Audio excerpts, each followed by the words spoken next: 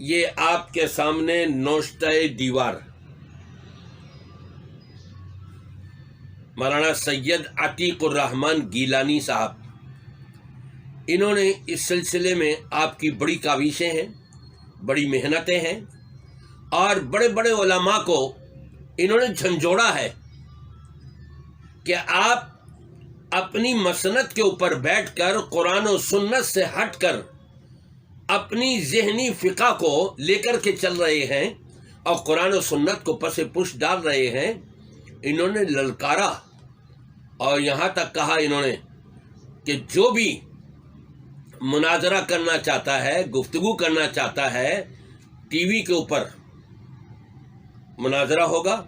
تاکہ کل عالم دیکھے کہ کون سچا ہے اور کون جھوٹا ہے۔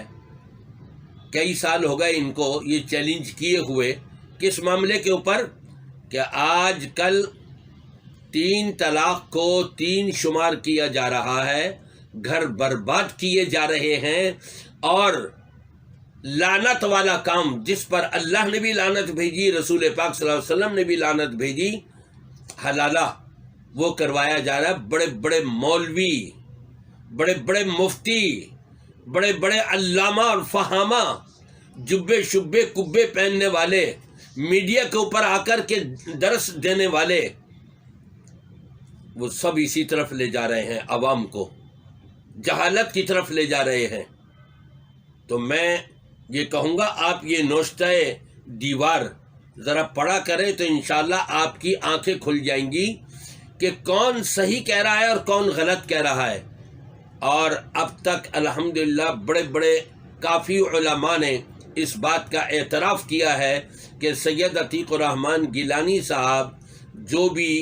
بات کرتے ہیں طلاق کی مناسبت سے، نکاح کی مناسبت سے، حلالے کی مناسبت سے، عدت کی مناسبت سے، وہ قرآن و سنت کے مطابق کرتے ہیں۔ دیوبندی کئی علماء مان چکے ہیں، سنی کئی علماء مان چکے ہیں، اور دیگر جماعتوں کے بھی کئی علماء مان چکے ہیں۔